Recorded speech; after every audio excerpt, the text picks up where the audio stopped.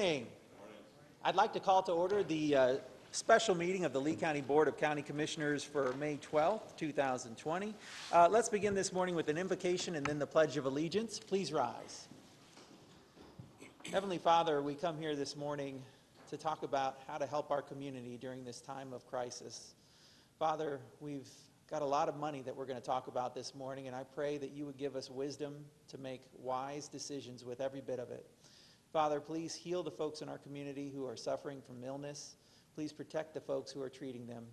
And Father, we just thank you so much that we have the opportunity to live here in this beautiful place you call Lee County.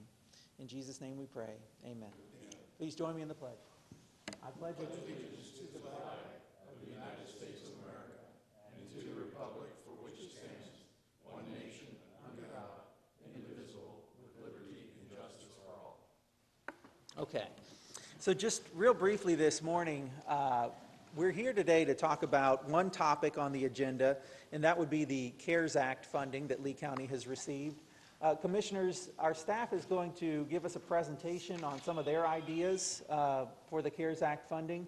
I'd like to think about today a lot like we think about our workshops. So if at any point during the presentation you have questions, you want to ask about certain issues, commissioners, feel free to jump in and just ask questions. And then at the end of that, we'll have a discussion, and once we get a motion on the floor, then we'll go ahead and take public comment from anybody who's here on the specific motion that we've come to meet about today. And then after that, since that's the only topic we advertise we talk about, we'll go ahead and adjourn after that. So with that, let's begin. Mr. County Manager, I'll turn it over to you and your team. Thank you, Mr. Chair. Good morning, Commissioners.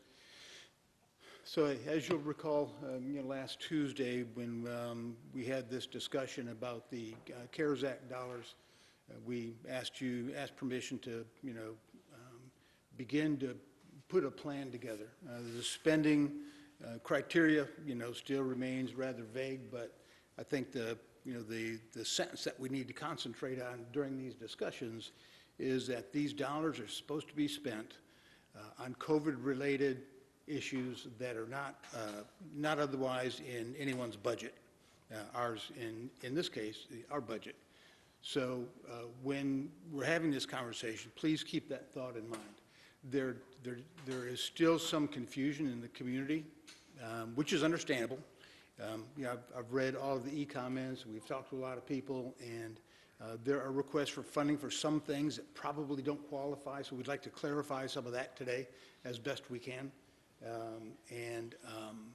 Then we'll answer any questions you have. At the end of the meeting, we're just going to ask you for general concurrence on the direction that we've laid out today so that we can bring back a more specific plan next Tuesday during the regular board meeting for a formal vote, if that works for you. Okay, that sounds good. Okay, so with that, I'm going to ask Mr. Salyer to come to the podium and to make the presentation. Commissioner, I just want to say, Roger, thank you and your staff for working on this. This is something we got dropped on us really at the last minute, which is a good thing for our community and our business owners and our residents here in Lee County. But I'm glad you touched on what can and cannot be covered. I'm sure Glenn's presentation will cover that because there's been some confusion. Some people think for some reason this could be used for building housing for future assistance for homeless. It cannot be used for that. It's not COVID related. It could be used for education, which is a separate system. So all these different rumors out there, we're going to talk directly about the money can be used locally, how it can impact our local small businesses. I see some of them here today, and some of our residents here that are impacted by COVID-19 only. Yes, sir. And to your point about use of dollars, whether it's by the school system or other entities, we have a slide in here that shows you the total number of dollars being directly allocated to Lee County and in what categories. But there is CARES money that is being allocated to many other entities besides ours. And in addition, and the state's included in that as well. And so at some point, we believe that some programs that may not be eligible today may be eligible in the future by applying for dollars from the state. And, so this thing continues to morph almost from one day to the next. Great, thank you. Right. Thank you. Glenn? Thank you, Mr. Desjardins. Good morning, Commissioners. Glenn Salyer, County Manager's Office. Going to today give you an overview of the CARES Act And this will be a little bit of a repeat of what we did last week, but just to set the context for the discussion. Then we'll move into what Lee County has been allocated specifically under the CARES Act. That then transitions to what staff is recommending we do for individual assistance, and then programs for assisting our local businesses. So to set the stage here, coronavirus legislation to date has appropriated almost $3 trillion federal dollars for response to COVID-19. You can see there we call it 3.5 phases, 4 if you like, the 3.5 being an enhancement of the Paycheck Protection Program that the SBA is administering. Now, we're going to focus specifically on Phase 3, the CARES Act itself. And this is the $2.2 trillion aid package that the federal government has directed in many different ways. We talked about the direct stimulus payments to taxpayers. We've got expanded unemployment insurance benefits for those out of work. Lots of business programs, as you know, through the SBA, the Federal Reserve, and others. There was assistance to hospitals and other medical establishments. And then, of course, $150 billion were allocated to state and local governments. Within that $150 billion, the state of Florida received over $8 billion, 4.6 of which is reserved to the state of Florida. The balance was reserved for local governments, and in fact, we have 12 direct allocation counties in Florida, Lee County being one of those. The criteria was very simple. You had to have a population greater than 500,000 persons. And so the remainder of that balance presumably goes back to the state, for which they could do a number of things, one of which is enter into agreements with local jurisdictions that have not received a direct allocation. So in other words, the cities that haven't received this money directly presumably can work with the state to receive some of those monies. Real quickly, Glenn, just so that we understand that point, you know, I have an opportunity to serve on the Florida Association of Counties for the board here. So there's a lot of rural counties that didn't meet that $500,000 or 500,000 population threshold, so they didn't get any direct money. So for those counties and cities that are under that 500,000 population, you think that basically $1.5 billion remainder is what the state can use to give aid to those smaller, more rural cities and counties? Is that? That's what we've been told, and that would work. That would be a pretty typical process whereby that jurisdiction becomes a sub-recipient of the state, yes. Okay. Thank you. My pleasure. Now, this table shows you the different allocations that Lee County has received under the CARES Act. We are focusing on the $134.5 million on the top line there today, but as we've discussed previously, Lee Tran will receive nearly $20 million. Human Services receives almost $3 million in a separate allocation, apart from the $134 million. Public Safety has received money. Ben Siegel was here a couple of meetings ago to talk to you about the Port Authority funding that's in play, almost $37 million. And of course, you've approved an item for the Lee County Sheriff's Office to receive money to pay for PPE and disinfecting supplies already.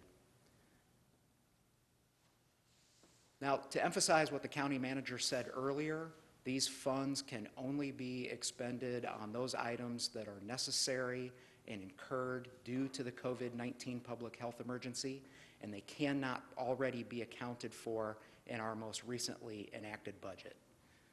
The expenditures have to occur between March 1st and the end of this calendar year. The Department of Treasury has been tasked with oversight of these monies, and any funds not expended by the end of the calendar year are to be sent back to the federal government. And one point of clarification that we've talked about many times, but perhaps is new to some people, as of now, Lee County cannot use these monies to replace shortfalls in revenues that occur because of the event. And here's the list of eligible expenditures. We had talked previously about the unique situation around guidance on these funds. And just by way of comparison, you'll remember that the last Treasury grant experience we had was with the BP oil spill. And many of you will recall that it took, I believe, well over a year, almost 2 years really, to even put that process in place. It took a long time for Treasury to flush that out. Funny enough, in this circumstance, the county manager certifies that we should be a direct recipient of the CARES Act money, and 8 days later, they send us a check for almost $135 million. So, unprecedented situation. We have received a little bit of guidance at the outset, and I mean very little like we had talked about before, but almost daily, we continue to get clarifications, additional guidance, and we'll talk more about that as we go. In terms of what's next, we're hearing lots of things out of Congress, including that there are proposals underway that would grant smaller jurisdictions a direct allocation like we've already received, and that could be done either by amending the current language and allowing those funds to flow directly, or, of course, as you know, Congress is working on COVID-19 Package 4. That could dedicate additional monies and also allow for direct allocation to jurisdictions lower than 500,000 in population. One of the proposals would allow us to use these monies to offset lost revenues, so that's a possibility.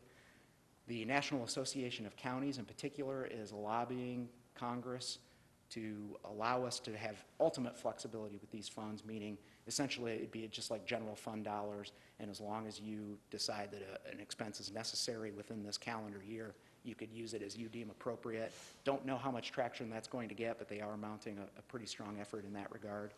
And then, of course, additional Treasury guidance like we just talked about. Everyone's calling for more clarity on the rules, and we do continue to get new information daily. And I'll talk about that a little bit when we get to the individual assistance piece. Commissioners, this slide is really just to illustrate our thinking process as we were formulating these recommendations to make to you. We are not asking that this be codified, nor do we necessarily think that this is how we will end up at year's end. This is just a planning exercise, our best guess when we look at expenditures that we foresee as a possibility. So we've put a range of values to these different categories, and that allowed us to then formulate the recommendations for the human and business assistance that we're going to propose to you today. And with that, I'll transition right into the individual assistance program that we will recommend. But first, just to let you know, again, to set context, you understand that the federal stimulus checks have gone out. That was $1,200 per adult, although income limitations do apply. It phased out as your income goes up, and $500 per dependent. And then on top of that, of course, you have the $600 enhanced reemployment benefit that we discussed earlier. Now, we know that still leaves a lot of people in need, and we talked about the $2.8 million that Human Services is receiving separate and apart from the $134.5 million. And this grid just shows you the number of activities that money will go toward. It's everything from homelessness services and mental health, transportation, food security, et cetera. In terms of additional guidance, HUD just offered yesterday some clarification on how this money can be spent. And indeed, we will be sharing it with the municipalities that we typically allocate community development block grants to. So there are some municipalities within Lee County that will be receiving a portion of these funds. That was new as of yesterday. Glenn? Yes, sir. Chairman, if I could speak. Yeah, go ahead. So Glenn, like for the homeless prevention, I mean, it's pretty clear here. It will be, like I said earlier, it's not for creating housing now for future. It's helping with rent and mortgage and utilities provide now, keep people from being homeless, or people that are homeless because of what's happened, they can apply for this. Yes, sir. That's exactly correct. That's it. So there's nothing in there we use for building future structures or temporary housing. It's none of that. It's just for creating a avenue for people to get mortgage and rent assistance. Yes, sir. In fact, The information that we have thus far from the U.S. Treasury Department is that these monies are not to be used for capital improvement programs and those kinds of projects. And that would also go towards like our agencies we work with now, the Salvation Army, and many other agencies we work with now to provide assistance to get to those people. Yes, sir. Okay, thank you. You're welcome. So what we're proposing today, Commissioners, is that essentially we take $20 million of the $134.5 million and enhance the programs that we currently have in place to provide rent and mortgage assistance as well as help with utilities payments. You can see in the left two blocks there, the blue and the orange, the funds that currently exist in those programs, what's left. We've obviously been spending those since the beginning of the fiscal year, but this is what remains. We can add $20 million to that, and if we set the maximum benefit at $2,000 like we do with our existing programs, that of course allows us to benefit an additional 10,000 households. We have a process in place. Clearly, we've got to put a lot more people on the job. We need to build a web portal, enhance our server capabilities on the technology side. There are lots of things we would have to do to make this work, but at least we know how to do it. We have a process in place, and we feel like this would be pretty fast to market in terms of getting assistance into the community. Now, real quick, talk to me about, this is individual assistance, but the money in these programs doesn't necessarily go to the individuals, right? Typically, the way the programs, these two, our rent and mortgage assistance and our utility assistance, we pay the vendor directly? Yes, Commissioner, thank you for asking that. Indeed, the vendors register with us, so if it's a landlord, they register with the county as a county vendor, and then we can make payment to them directly. So these checks, you're absolutely right, don't go to the individual per se. It goes to satisfy their liabilities, whether it be a utility company or a landlord or a mortgage company. So we wouldn't have a situation kind of like what you're seeing with the unemployment being overwhelmed right now. People would apply for this, but they wouldn't necessarily be expecting to receive that check. It would be their landlord or their utility company that would receive the direct payment. Yes, sir, that's exactly right. Okay. Any more questions about that one? Any other questions on that one? So, Yeah. if I could, so, I mean, if it's a large corporation, like a large apartment complex, that'd be fine. But if you get an individual owner that owns a house that's renting to a single person that's out of work and they're unemployed, they're 2 months behind, they're going to have to physically try to get their landlord to apply to the county then to be registered for that, the person renting?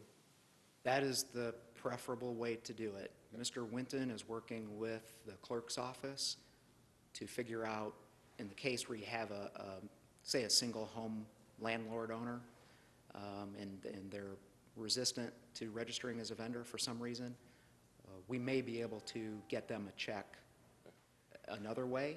Mr. Winton is working on that now. Okay, great, thank you. Okay, we're good. I'm going to move to the business assistance then, if we're ready, and we can come back to all of this later, of course. Very good. So under business assistance, Commissioners, we are suggesting 3 different programs, if you will: personal protection equipment supply, business, what we're calling a business relaunch financial assistance grant, and then child care support. So again, to set context, nearly $750 billion have been allocated to small business assistance. Most of that is administered by the Small Business Administration. There were $659 billion in Paycheck Protection Program funds made available, and then $87 billion in small business emergency loans.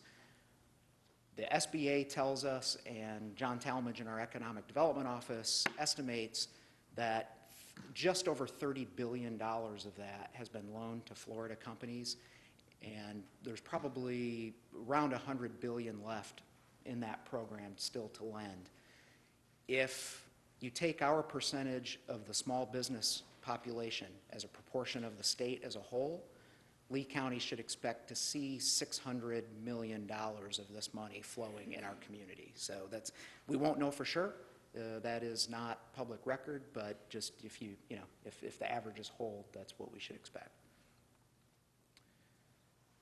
So one thing that we're looking at, Commissioners, we're hearing from some of our high-touch, high-intensity contact businesses that were closed by the Safer at Home Act that the equipment they need to reopen safely is, one, very hard to come by, and two, is clearly something that they do not typically account for in their operating expenses. So we are trying to figure out how Lee County could help in that regard. Clearly, we have more buying power than a very small firm does. We have vendor relationships that allow us to source some of this material. It's not easy to come by for anyone, but we have a better chance than say, a barber or hair salon for sure. And so what we would try to do is source this material, purchase it, distribute it as a grant from the county to the business so that they can get up and running. The other thing that we're doing is matchmaking, and by that I mean, one, we're working with local manufacturers to modify their product lines so that they can produce some of this stuff. So you've heard about the breweries and the distillers, for instance, who are now making hand sanitizer. So now we're challenged with trying to find packaging for them to put this in quantities that businesses can actually use. So that's what we're working on, those kinds of things now. And then, as far as marketplace matchmaking, we're trying to connect those local suppliers with the local buyers. So this is a two-part effort that we're proposing. Glenn? Yes, sir. So is your Economic Development Office will be working with some of these businesses, trying to guide them through the process to get the funds that are needed? Or who would be through Human Services? No, this would be through primarily the Economic Development Office, yes, and we don't have the process worked out. I mean, we are working with local vendors, our vendors who are out of market. We are working with fulfillment companies, trying to see how the logistics could happen here. It's obviously a pretty significant undertaking, so a lot of details to be worked out, but the idea is that certain business sectors that are prioritized, and we're thinking here, your restaurants, your barbers, your hair salons, and probably a couple of the medical sectors, dentists and ophthalmologists come to mind, would be able to come to us, and we would be able to package up some of these supplies and then distribute those to them. One of the businesses you mentioned a minute ago is breweries. You know, they've been trying to find a way. They kind of like slip through the cracks because they've been not considered a bar, but not considered a restaurant, so they kind of fallen through the cracks through the state recognition. So that's something we need to look at too, is how do they affect all these different companies throughout the county, breweries and smaller businesses and that too. Yes, sir, good point. How do you envision the process if a business wants to go ahead and say we set this up, this personal protection equipment program up? How would you envision a business working with our Economic Development Office to apply for and then receive the grant? What does that look like? The way we've envisioned it thus far, Commissioner, is it'd be a pretty streamlined process whereby they would go to our website. There would only be a few industry sectors that would be eligible simply because, like everybody else, we can't get enough of this stuff to supply everybody, even if we had the money and wanted to. So if you're in one of those sectors, you would essentially give us the minimum information about your location and your business licensing, and tell us how many employees you have, and we would ship you a box essentially of, and what we're talking about specifically is gloves, surgical masks, and hand sanitizer. So it'd be a pretty standard package. Yes, sir. Oh, thank you. Information, good information, is incredibly hard to get hold of. Do you have a pretty good feel right now for the status of the PPE equipment that's available today and sources, you know, looking forward? Because we're increasing the need for that. You hear different things, and I think having a point in time would help us go from there. So I don't know if you have any better information or a general overall comment on that. Yes, Commissioner, the general overall comment is you are correct. As elective surgeries open up and as businesses come online, the competition for these resources has only gotten keener, and this is getting more and more difficult to source. But that said, we're also seeing new supplies come online too. We're talking about some of our local manufacturers that are retooling in order to produce some of these items. So, so our procurement department and our emergency management folks are both working those angles right now so that we can quantify this a little bit better for you, and hope to have some numbers for you next week at your meeting. So I would probably keep the remark fairly general at this point, but I even talked to the CEO of LESAR yesterday, and you know, they're willing to help with fulfillment, but they cannot help with sourcing. He made that very clear. I've had a number of conversations with John Talmadge and DDO, and he provided a list of some of our neighbors who have retooled. It's very impressive, and shout out to them for picking up that part of the burden. They've done some phenomenal work, and I've reached out to all of them. Thank you. Been great to see. Okay. The next thing that we would propose to you is what we are calling the Business Relaunch Program. This is direct financial assistance to companies. They would have had to have been closed by the governor's Safer at Home order or had their operations severely curtailed at the very least. We are looking at 25 employees or less. This is standard throughout Florida. I had told you last week that we are in regular contact with the other direct recipient counties, and I can tell you of those that are looking at business assistance programs, 25 and fewer employees, we're all of an accord on that. What we are trying to do here is help businesses with operating expenses that they don't really have another source of funding for at this point. The PPP loans in particular primarily cover payroll.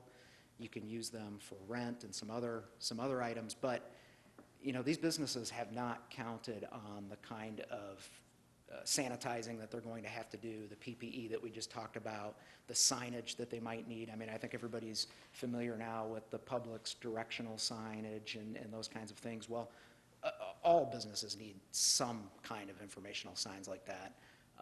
Insurance premiums, this is one that came to our attention recently as an often overlooked operating expense that these businesses need to account for. So we're trying to, on the one hand, we simply don't have enough money to make a business viable. If it's not viable today, that's going to not be something we can do. But if it is viable and they just need a little bit of extra assistance, they need a bridge, we think this program can help supply that. If I have a question? So Glenn, the $5,000 per business, is that one lump sum, like for example, rent assistance and for the PPE too? Or would it just be $5,000 for rent and another $5,000 for this? For example, you have a business that has 20 employees, they have 4 different stalls rented in a warehouse, and they had to pay their rent for the next 3 months. They've been closed for 2 months. $5,000 probably is going to be the rent. If they have 3 or 4, depends on the space and how much they pay per foot. Would they be able to get any other assistance on top of that? This would be $5,000 per company is how we've proposed it, Commissioner. And a few things went into that calculation. One is for the companies with multiple sites. The Small Business Administration did run into a challenge with that because they changed their typical rule for small business size and said now it's per location. And then that, of course, led to some of the abuses that we've seen and them asking for the money back. So in trying to avoid that, we've just made it per company. I'm glad you mentioned rent. When we look at rent, we would encourage business owners to go a couple of ways. One, PPP loans can be used to satisfy rent obligation. Secondly, we would advise everyone to work with their landlords. There are not any tenants in the waiting room to backfill a tenant that you lose. So commercial landlords are renegotiating rents every day as we speak. They're offering abatements, they're restructuring agreements, they're deferring rents, allowing payment on the back end, tacking it on to the end of the lease. So that should probably be their first step where rent is concerned. But that said, if they had to use this, I suppose they could do that. Thank you. So talk to me about this. This sounds like it's something we'd have to build from scratch then, this web portal and call center.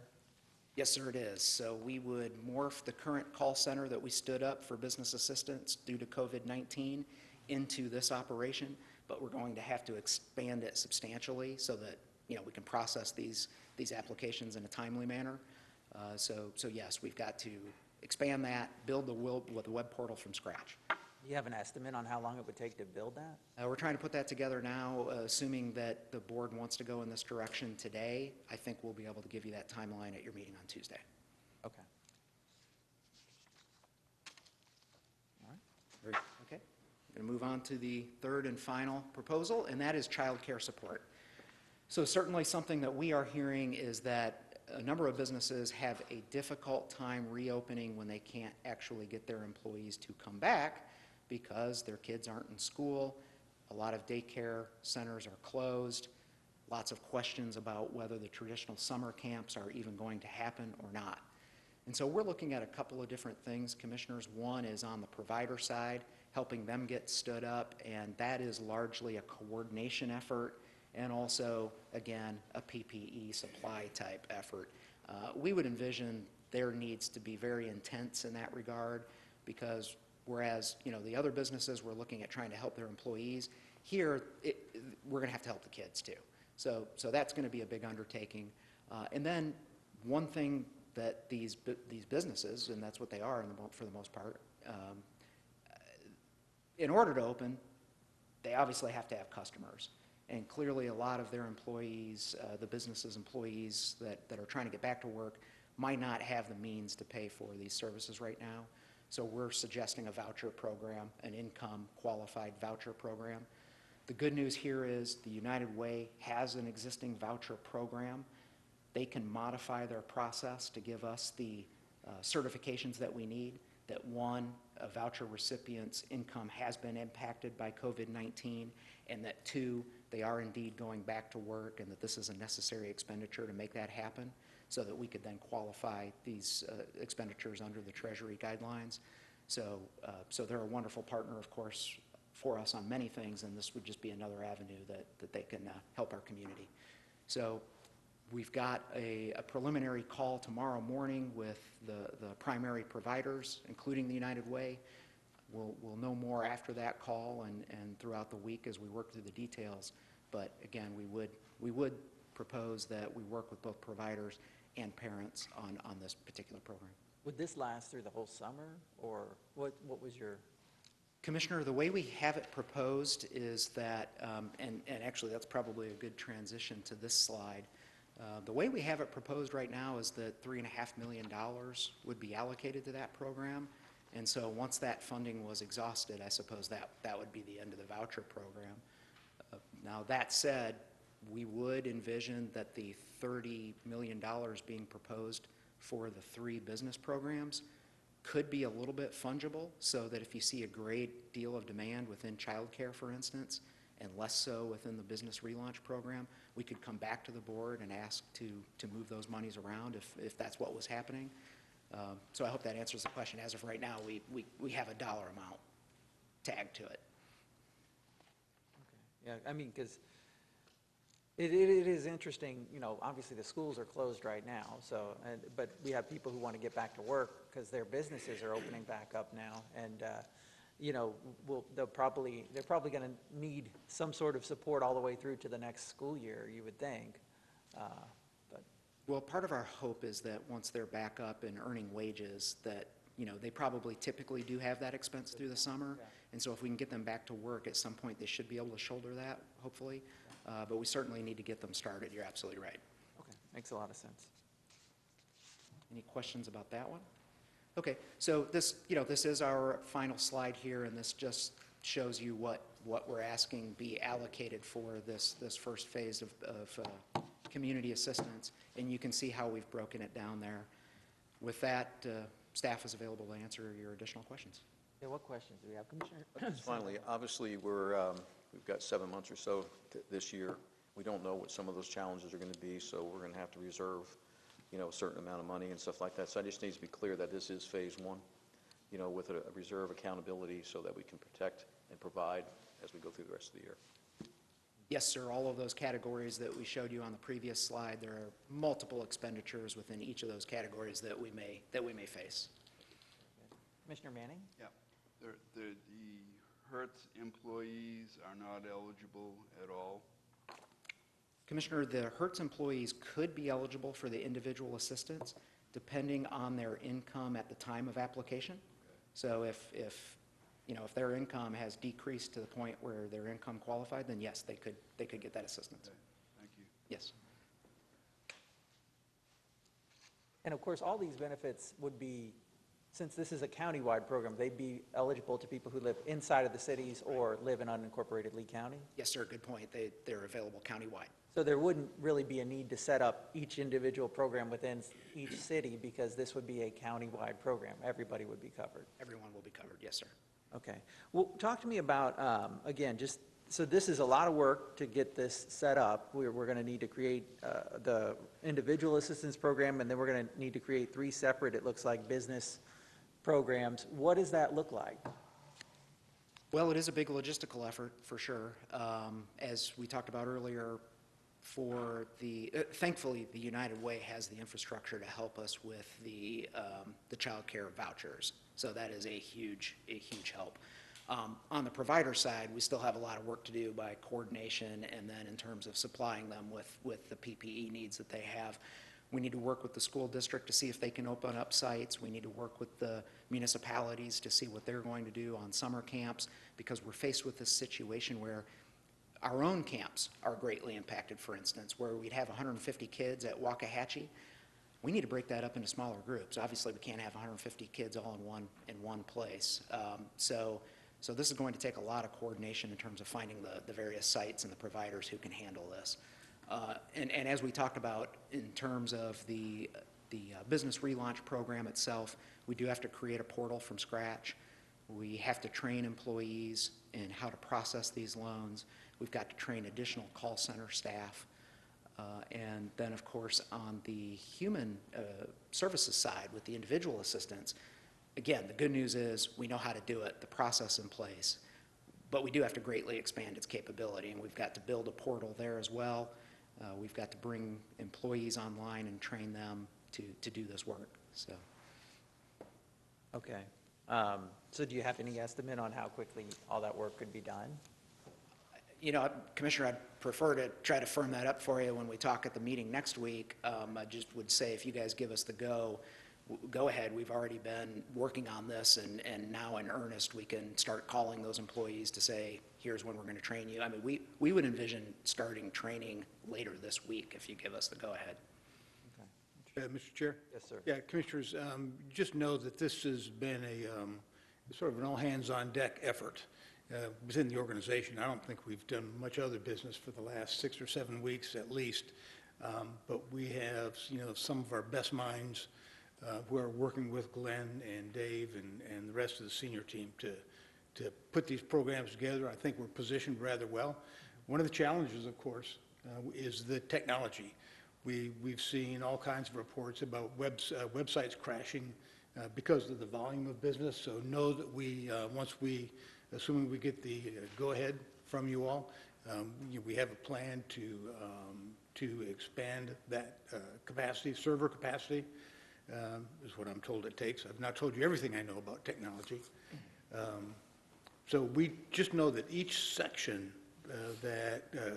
and piece of business Glenn has described for you today, we've really been working in the background on the details. So hopefully on Tuesday of next week we can give you some dates that we're going to be really comfortable knowing that we can hit. Excellent. Okay. Yeah. And the reason why I ask is obviously I want the folks at home or the folks in their businesses who may be looking to take advantage of these programs to understand that this isn't going to be an overnight thing. This isn't going to be something that will come in days. It's probably more on the weeks time frame. Okay. Right. Sure. And I guess the good news about that, though, is as Glenn described, when on the individual assistance for rent, mortgage, utilities, the checks are going to the vendors. So a person doesn't, if I'm an applicant and qualify, I don't have to worry about that check coming to me. Just once you qualify and you're approved, just know they can take comfort in knowing that their landlord is going to get paid, for example. If I could add to that, Roger, on a good note, that's in place today. We've been doing this all along. So somebody could apply today for rent assistant, mortgage, utilities assistant today that's been out of work. We have thousands, hundreds of thousands of Lee County residents out right now out of work. Their families affected, their other family members affected, they're having to live with them some more. So I've heard the stories every day. And so they can apply for that now to get that rent assistance. So they don't have to really wait for this to be in place. So a few dollars left, but they can at least get in line for that. The important thing to know about that is that those are CDBG funds that are used today, and the application form is a bit more comprehensive than what we're envisioning for these COVID dollars. But to your point, they can absolutely apply today and to move the process along for themselves. County Attorney Wesh? Commissioners, one additional thought.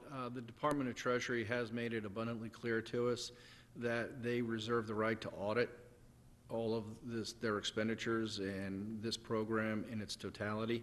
So while we are developing this program, we're also keeping an eye toward creating the necessary audit trail. You all are familiar with what a FEMA audit looks like post-disaster. I would expect nothing less under these circumstances. So that's part of this overall program as well. Excellent, very good. Well then, Mr. DeJoly, what motion are you all looking for today?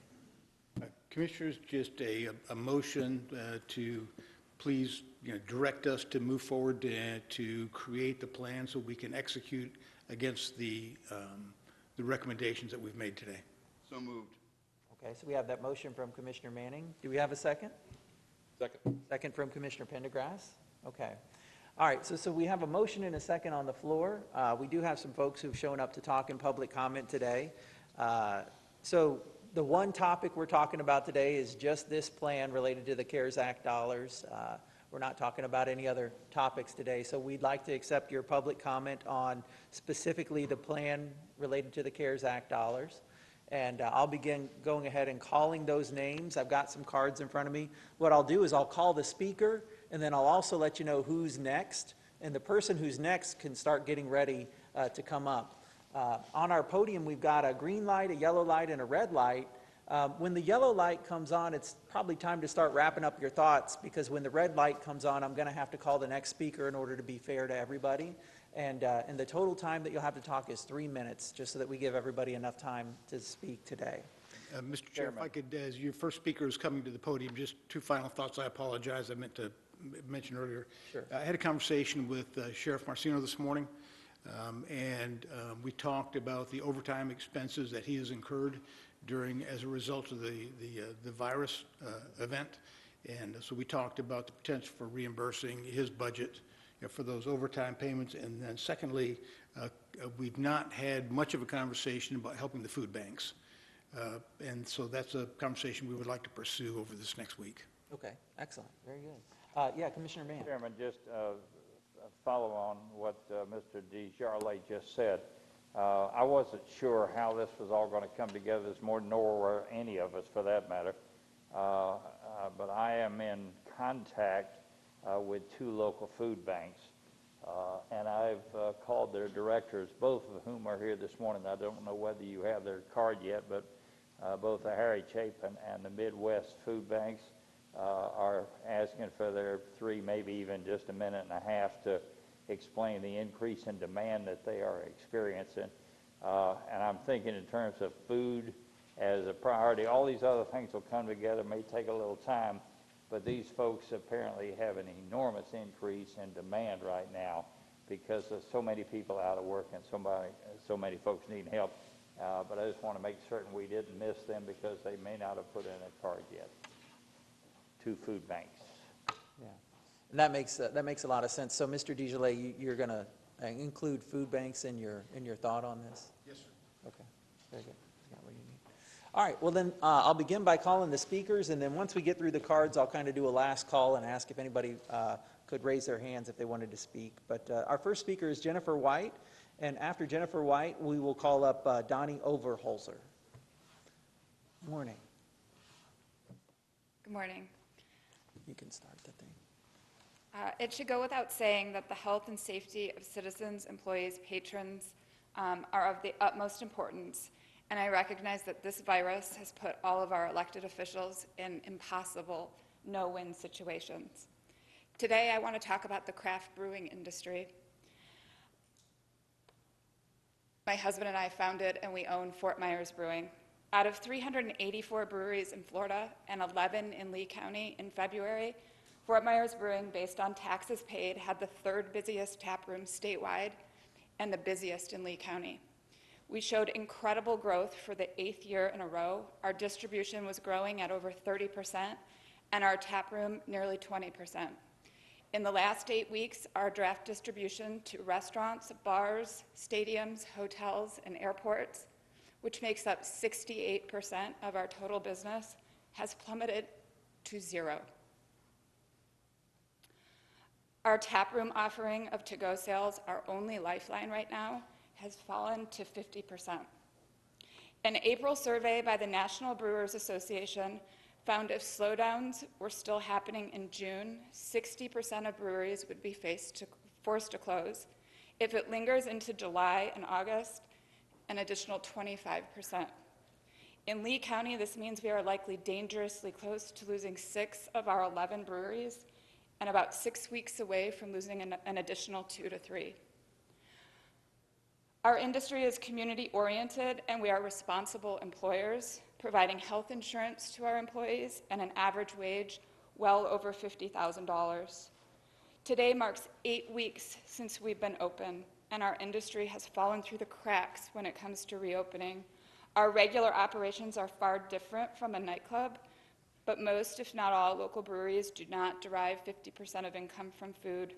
However, on-site local food trucks, local businesses have been critical to our mostly outdoor operation. We know that it's our governor and not the commissioners who set reopening guidelines, but we do ask for your clarification, your help with clarification, and we ask, based on this presentation today, that our partly manufacturing and partly hospitality craft brewing industry is considered for any and all local relief and relaunch programs. Thank you. Thank you very much. Okay, Donnie Overholzer, followed by Joseph Gallagher. Yeah, thanks, sir. Good morning. Don Overholzer. I came down basically today to support this plan because I had heard that you may reject the money, and I think it's a great presentation that he put together, by the way. I was very, very impressed with that. But I would be remiss if I didn't at least speak up for the organizations that I'm involved with, because I'm president of a youth baseball and softball organization here in town, and we have 14 such organizations in Lee County right now that this is our primary season. Of course, there's a lot of youth sports organizations that have different primary seasons, but we were greatly affected by this COVID virus. And in the nature of how our organizations work, we initially, at the beginning of the season, have to put out a tremendous amount of money buying all the uniforms and equipment and balls, insurance, charter fees, and everything. So a great majority of our money goes out in the very, very beginning. Unfortunately, because of when it happened right at the very beginning of the season, more than half of our sponsors, our team sponsors, sign sponsors, have not paid and probably will not be able to pay because a lot of them have been shut down because of the thing. We also have lost all of our concession sales. We are not able to do our fundraisers.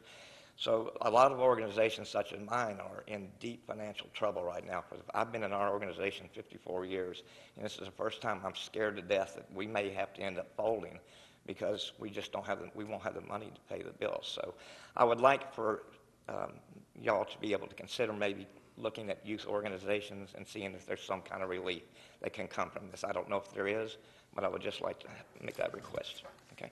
Thank you, Mr. Overholzer. Okay, Joseph Gallagher, followed by Michael Drycorn. Hello, thank you for this opportunity to speak. I represent St. Martin de Porres. We're a mission outreach on Palm Beach Boulevard. Some people have asked me to come and speak on their behalf regarding sanitation issues. That's also part of the COVID-19, and in terms of being homeless people being able to use bathrooms that are clean and and safe. So I just hope that the temporary facilities are better kept, because I'm told that they're not very clean and sanitary. So I'm just hoping that that's taken care of. Also, too, is that you're talking about the food. We do receive food from Harry Chapin and Midwest Food, and I think that it's very important to support that. But also, our own mission has been impacted too because of the other pantries that have closed down. So I'm hoping that they're provided supports, because we do take people from outside of our area just because the other places are closed. So I'm hoping that you support them as well. Thank you. Thank you. Okay, Michael Drycorn, followed by Jal Guerra. Good morning, Commissioners.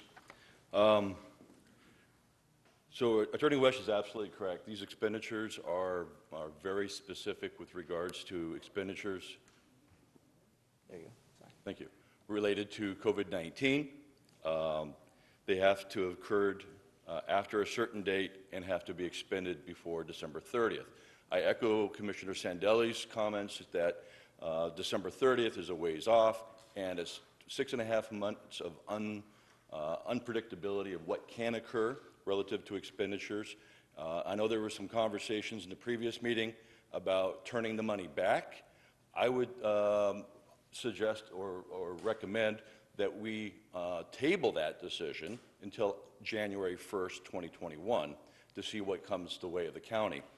I'd also like to note that the county received the money, 134.5 million, based on the population of being over 500,000 residents. Those residents are made up of 6 cities, as well as the unincorporated Lea County. And I heard that there was some discussion about creating some agency agreements. I would support that we look at the municipalities and how they were also impacted by expenditures relative to COVID-19 to help make them whole. And in doing so, I would also like to recommend that we look at the independent fire districts. As a commissioner of the Matlacha Pine Island Fire District, we burned through all of our PPE. We were reusing things. We were really risking the safety of some of our firefighters with regards to engaging with our community. And we had a very difficult time getting anything out of 3M. We just got a shipment this last Friday, thank God. What I would like to recommend is that the county, in addition to all the good things that have been discussed here, consider stockpiling of PPE so that we have emergency response on hand that gets out to all EMS, whether it's an independent fire district or to Lee County EMS or to the hospitals, as well as providing, in addition to that grant program, PPE that's readily available for those essential businesses on day one. So not just essentially helping them facilitate ordering, but actually have a stockpile. It's all about preparedness. And I'd also want to echo the concerns about the homeless. We certainly need to make sure that they have all the hygienic capabilities and access to their availability, because we don't want to make them patients at the end of this endeavor. So stay the course. We'll get through this, and at the end of the day, it's all about making Lee County safe. Thank you. All right, thank you, sir. All right, Joel Guerra. Is it a Joel Guerra or Joel Guerra? Looks like it's, no?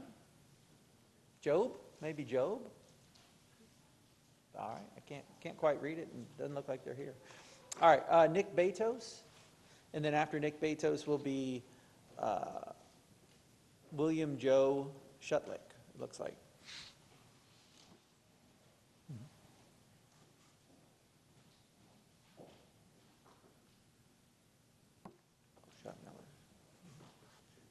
Good morning. Morning. The coronavirus pandemic that we all are experiencing has taken an enormous toll on all of our residents and all of our businesses. The CARE Act money that has come to us has given us an opportunity to do a lot of good for a lot of people and businesses that really need our help now. There are so many in need, and it is imperative that the county looks at all that are hurting and get the input from a wide variety of sources. I believe we should be looking at a variety of areas that do not have other sources of help, including possibly individuals in need of help for rent and food, as was discussed by the county staff. The Village of Estero has submitted a letter from our mayor, Bill Ribble, asking that you give consideration to the county schools, the fire departments, interfaith charities, the Southwest Florida Foundation of Harry Chapin Food Bank, and the United Way of Lee County. I wholeheartedly agree with all those suggestions, and I hope that you all look at them seriously. In addition, I would hope that you would solicit, as I believe the staff has already started, the input and recommendations from all the cities, the school district, the fire districts, small businesses, business associations, Chamber of Commerce's, a lot of 501c3s, and as many other sources as you can come up with. They are the ones with boots on the ground and are the closest to those who are hurting, and they can get as much, they can get to some insight to what they really need. I believe it is imperative that this process be done efficiently, which I believe you're really trying to do, but must also be done inclusively and transparently. I also find that we should be working towards bringing this money as quickly as possible, but as transparent as possible. I would suggest that you create a public-private partnership of a group of individuals that would oversee the distribution of what this distribution of the money will be and report back to the community and the public on a regular basis so that the residents and businesses will understand the process, and so nobody can feel that they are being left out, uninformed, or wondering how this money was spent. I thank you, and I thank the staff for the work they've already done. Thank you, sir. All right, William Joe Schottmiller, followed by Jasmine Miller.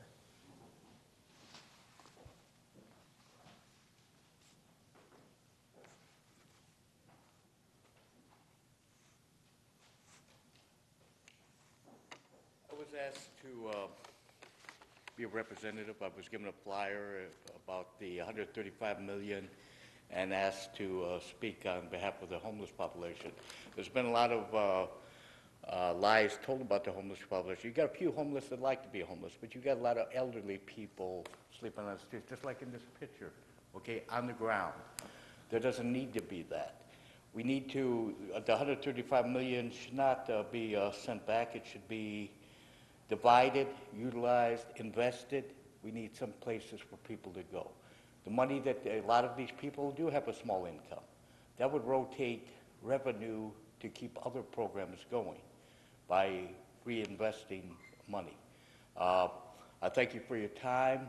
I know there's other people that have to speak and that, but together we can make it happen. You know, this country says, "In God we trust." I hear this speech, I hear the pledge that we used to say as kids. We need to get back to that and look out for each other. So I'm hoping to see some of this money invested to the small nonprofits that are out there also, along with the Salvation Army and others.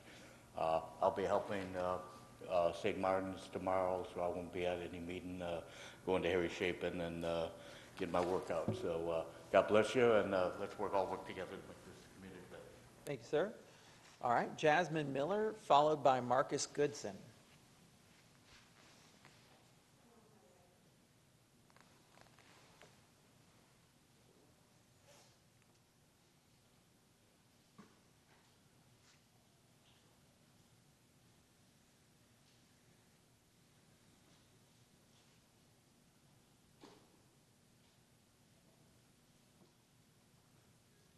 Good morning. Morning. My name is Jasmine Miller, J.D. I am a homeless advocate. Before I get into the meat of the matter, I would like to say one thing. Jeremiah 17:7, blessed is a man who puts his trust in Jehovah, whose confidence is in Jehovah. And I found the scripture on jw.org. Now I will speak. So, you said that the money you will not use to help the homeless, because the homeless condition is not directly connected to the COVID-19. I would like to state the following. So when the virus came, the Salvation Army closed its doors. All shelters closed their doors to the homeless people. Now they're on the street. They have no place to shower. Homeless women are being raped. One pregnant homeless was raped. Homeless woman, that is.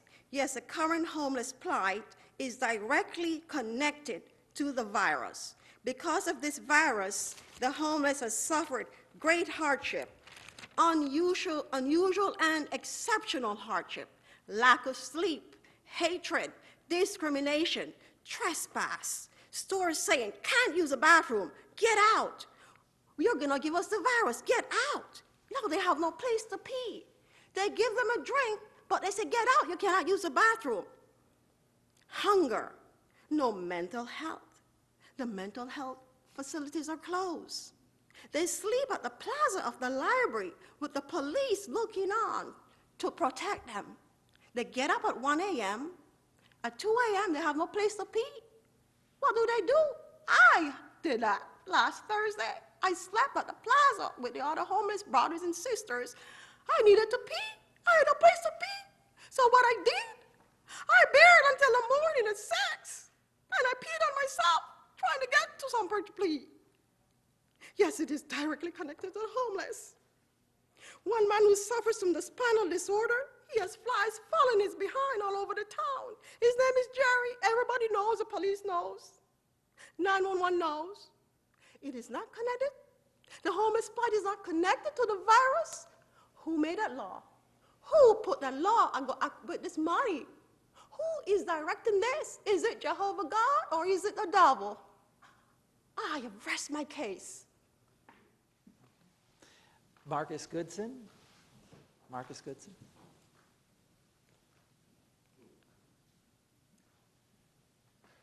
Good morning, commissioners, county manager, staff. Thank you for giving me a few minutes to talk. For the record, Marcus Goodson, I'm Executive Director of Lee County Housing Authority. Obviously, a lot of work has gone into the presentation, and I learned quite a bit from Glenn's presentation this morning. I had taken some time to read the CARES Act, and I think the way you've got it laid out is a great start. I would like to ask this morning that that staff drill down a little bit. In addition to rent and mortgage assistance, Lee County, we still struggle desperately with a lack of affordable housing units in this community, workforce housing units. We are bracing for new families as a result of this virus to now enter into the system for housing assistance.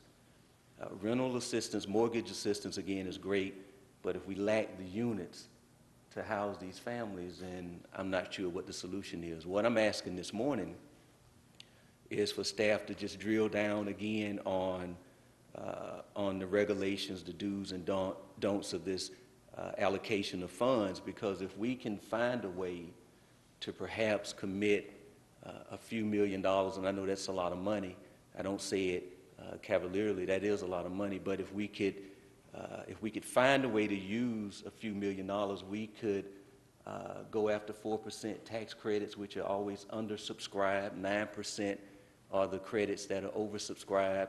We could use government-backed bonds, take maybe $3 or $4 million of this, and build a $20 million complex for affordable workforce housing. So my request this morning is for consideration to use some of these funds, if allowable, to go after 4% credits in government-backed bonds and build some affordable housing for the community, because we desperately need it.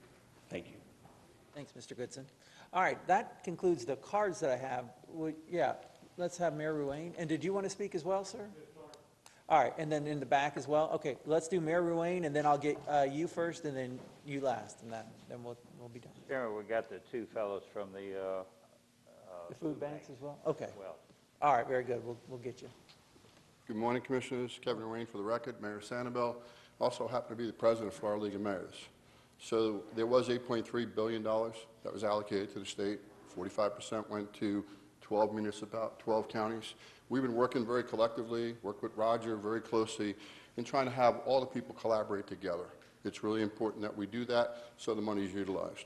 Today at 2 o'clock, I'll be on the phone with a whole bunch of mayors talking about the 55% and the administration. Some things that you want to consider, and I agree with many of the comments made. This is money that was allocated and should be start to be tracked from March through December. I agree with your first bite of the apple. I think it's really important for us to start to deploy some of these items and dollars. This is going to be a fluid situation that's always constantly moving. I implore you to reserve money to set aside. There'll be other expenditures that will come along, and as this comes together, what you want to look at is the other opportunities and other grants, so there's no crossover, and we want to help the communities the best way possible.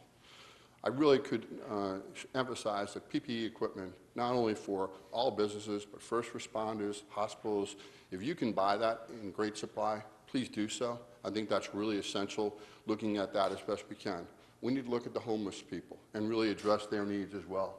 The food banks, both my wife and I have been on a weekly mission, giving out food The supply continues every single week. It's off the charts. We really need to look at that aspect as best as we can.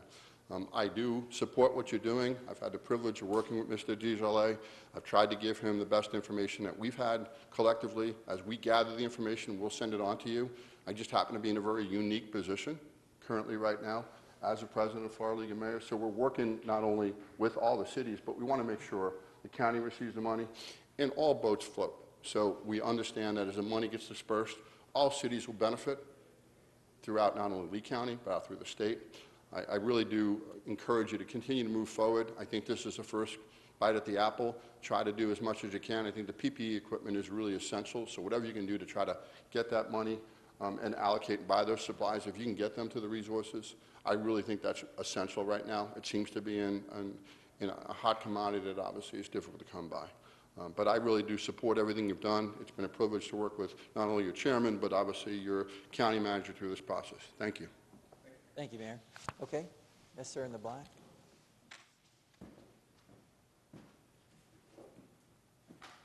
And when you get up here, if you could just say your name for the record. Talking this? Yep, you don't have to touch anything. It's all set. My name's Dennis Vickers. I'm an ambassador. Anyway, my plan is to help people out that are homeless. In order to do that, people need a break, you know, like a grace period. Give them that grace period, see what they can come up with, and you know, I know y'all adopted some of my ideals and all that, Celsius, but I mean, still, if you're giving people a grace period, let's say a month, see what they can come up with. And I think that's what may be called, you know, domestic violence and all that, because people are not used to their surroundings. And it falls through that when you give them that grace period, they know what they want. You know, it's not a given choice no more. It's like, if you like it, you know, stay there. I got plans for it. I mean, I need resources. I need time. But it's not me, man. It's people out there on the street. You know, think about it. I mean, yeah, I'm not saying I'm homeless too. You know, I mean, I'm not putting myself on the spot. But I mean, still, if you give us grace period, then people will learn to adapt to it. I mean, adapt to their surroundings, and think about it. By the way, you know, my name's Dennis. You know, I love my people, and I know a lot of things. Because my God-given choice, that knowledge is power. I'm not putting myself on a pedestal. I mean, I'm taking facts, and I know I got speech impairment, but I mean, my abilities are astronomical. I mean, think about it. What do y'all want to do? Leave your children out on the street? Come on, Bubba. Think about it. Your children. I'm not saying that you're too high class or nothing like that. Think about it. Thank you. My time's up. Thanks, Dennis. All right. We'll call the man in the blue, yep. And then we'll have the Richard, and then who was the other person from the food bank that wanted to come? Okay, great. We'll grab both of you right after this speaker. Good morning, commissioners. Good morning, audience. Good morning to all of us who are watching us on TV or online. One more time, it's another privilege and honor to speak before you guys. I really appreciate the opportunity. I saw on the screen a budget. It's available for homeless. As each one of you know, I am a homeless. I sleep in my car. And it's really encouraged me for me to move on to the next step up. During this particular frame period of my life that I've been living on the streets for at least 10 months, I've been learning a lot. I've been learning how to depend on my Lord in everything. Thank you for considering the homeless community, but I just want to remind you, officials, that each one of us, we are different.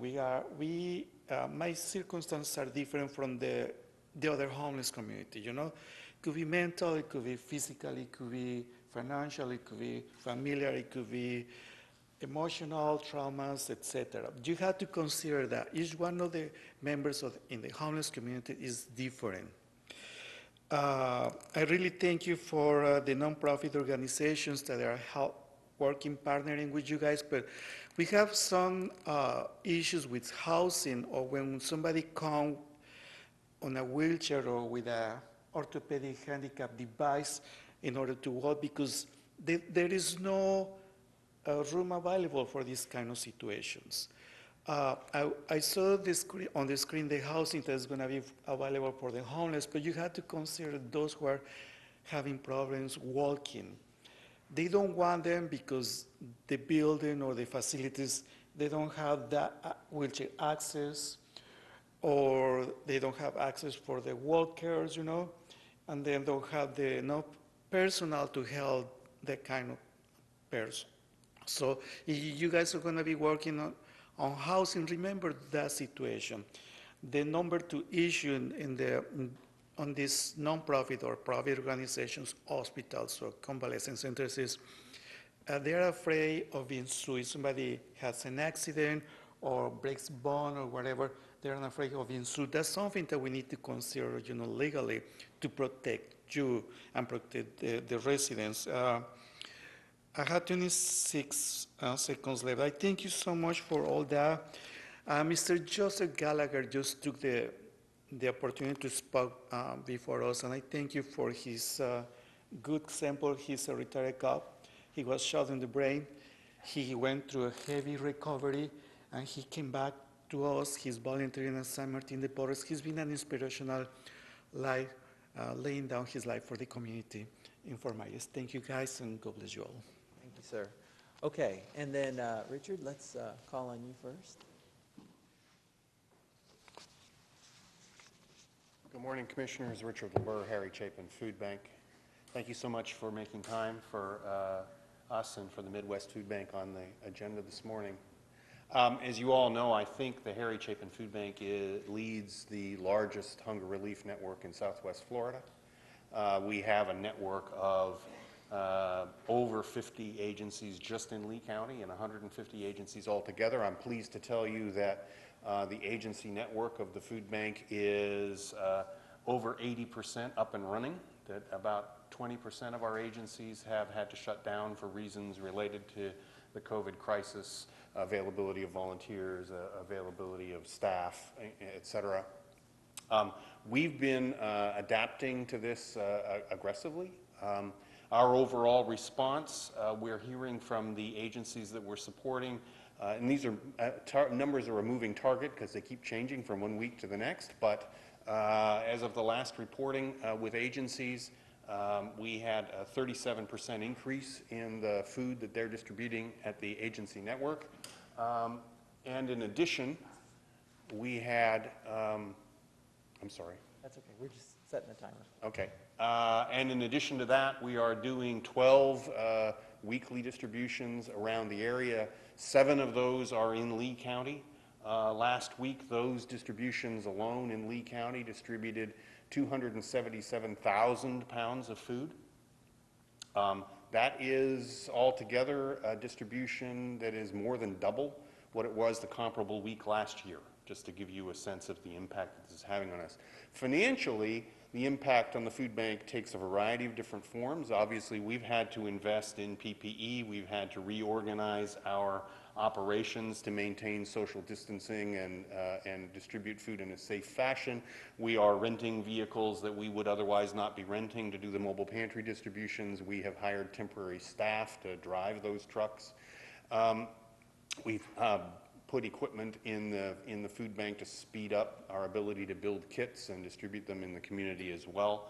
Altogether, the biggest impact probably is that we are having to purchase a lot of food. Normally, we would get food donated from grocery stores, et cetera. As we all know, that channel has had its challenges.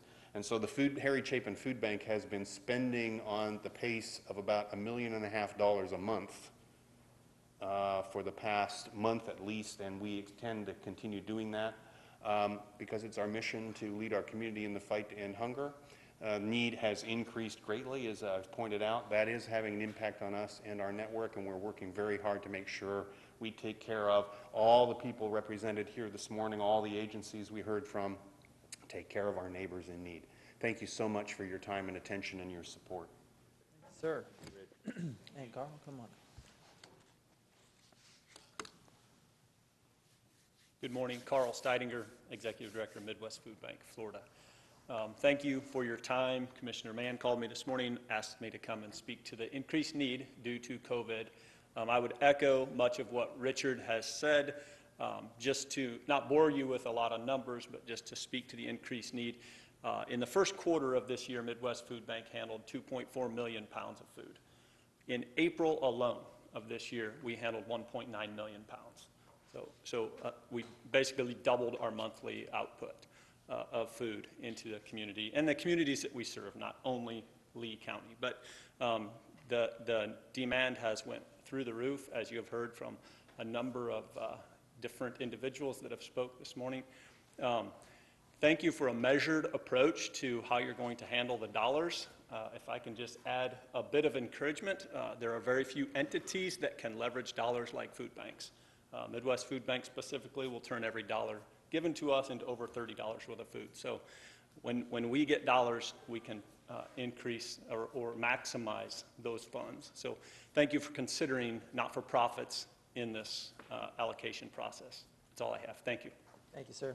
All right, that is our last speaker. Anybody else wish to speak? I think we got everybody. All right, we'll close public comment at this time. So, Mr. DeJarlais, turning back to you all, one of the things I just wanted to clear up and make sure that everybody knows, we did include in our slide 13 how we're planning to use an extra $2.8 million to help with homelessness and homeless rehousing, and as well as some other human services as well. So that's definitely not something that's forgotten. And with future phases, we can even look at what the demand has been with the $2.8 million and add more to that, yes, sir. if that's necessary, correct? That's correct. Okay. And then one thought that, as we're hearing from different, government agencies, municipalities, one thought that I had, it is 2020, it is an election year. Our supervisor of elections may have to take some special precautions to keep the public safe as they come to vote in person. Would we be able to use any of this money for that purpose, to help cover some of those extra costs incurred so that people can vote safely? Yes, sir, we believe that we can. In fact, we've been in constant contact with the other direct recipients, direct recipient counties, and they are working through issues with their constitutional offices who have incurred additional expense. Okay. So we think we'll be good. Okay, very good. And then, Commissioners, what other questions did you all have? Commissioner Pendergrass, go ahead. If I could clarify some questions that were brought up during the speaking today. For transparency reasons, we already have our partnering results committee already put together. We already have a private-public committee already put together, the partnering results, that holds public meetings, and we have all our meetings are public for transparency reasons. And there's also separate funding through the $13.5 billion Education Stabilization Fund that will be coming to the state for schools, correct? So this money does not have to be directed to any type of schools, and that's why there's no one here from the school district here today, school board members or anything, or Greg Atkins, because there already money is coming to that, correct? Yes, sir, I believe that's correct. Okay, thank you. And then that's all I just want to make sure that everybody understands. We have public meetings. There's already a partner results committee already put together that's appointed by the Board of County Commissioners that includes the private citizens. Yes, sir. That can receive this. Okay, thank you. Very good. Commissioner Sandelli? Just kind of a brief summary. I think we have to keep in mind that we've been at this challenge for only 2 months. When you think about that, that's an extraordinarily short period of time from the virus first hit to when we had to deal with this thing. So I want to compliment not only everybody that's had a part in this, but our community for all the work they've done to bring this together. I do think everything we do is in a balance, so we do have a sense of urgency to get relief to people as quickly as possible. But as we talked about before, we do have the need to prepare for the long term and the unknown that's coming down and stuff like this. I can tell you for myself, I'm sure the rest of you, I read every comment that comes in. So I'm looking to put those together. It matched up pretty well with what we're doing. And I think to the county managers, I think you've been in touch with each of number of people 2 or 3 times a week. So getting input in and trying to make sure that we're addressing the right needs, I think has been a valiant effort. And give credit to everybody who's participated. Thank you. Inside the county and outside.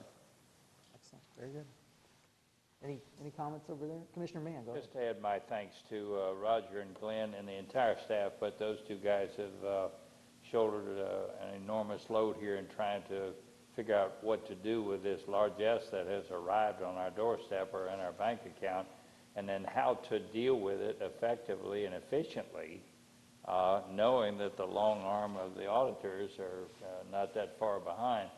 Our problems, though we are doing our best to get back to what some people call normal, are not anywhere near behind us yet.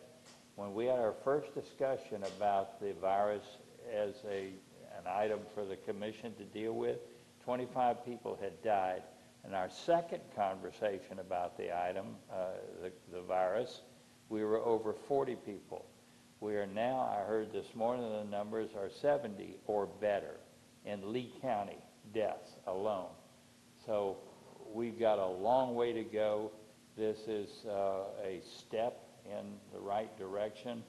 It's too overwhelming for me to grasp and get my hands around even their general recommendations now. So we are depending all the more on our crack staff to absorb this and then make those recommendations that make sense to us. But I thank them for what they're doing. I thank Commissioner Sandelli he was out there voluntarily giving corn away that was donated by U.S. Sugar Corporation, but the food need is out there, and that's why I invited our folks from the food banks, and I didn't want them to fall through the cracks, and it sounds to me from our staff presentation, and thank you, Glenn, for a great presentation, that first need of everybody, that they be fed at night when they go to bed, is being considered in this motion. So, thank you. Commissioner Mann. So just to recap then, yeah, Commissioner Pendergrass, go ahead. One more thing. So as we move forward, it may be early for today to ask this question, maybe it's for next Tuesday. Staff would be preparing a notification we're going to get a lot of emails and calls over the next few weeks from residents and business owners. And would that be something that's going to be on our website for people to go to apply for, or is it something we can get to so our staff can email people back, businesses and owners? Glenn, where maybe so when we contact people, we're going to be called, we'll be stopped on the street, ask, how do I apply for this? If there's something you all could have a prepared notification how to people to apply for the grants, either for rental or for personal assistance. Yes, sir. We will get the commissioners' in-depth information, one-sheeters, so that you can explain it to constituents. But the communications team, Chris Brady, Betsy Clayton, et al., are putting together a comprehensive communication plan to get the word out about these programs so that when we're ready to go, it's going to be all over the airwaves, I believe, social media, you name it.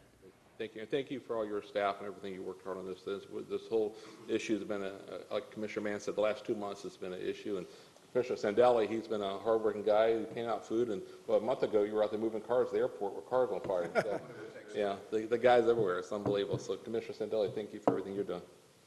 Thank you very much. Okay, we've closed public comments, sir. I'm sorry.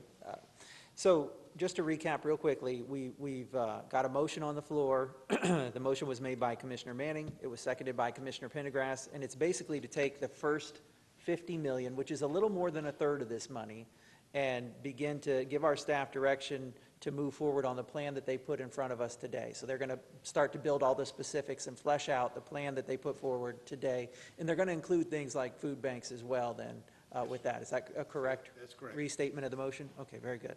All right, if there's no further discussion then on the motion, I'll go ahead and call the question. Are there any objections to the motion? All right, seeing no objections, the motion carries unanimously.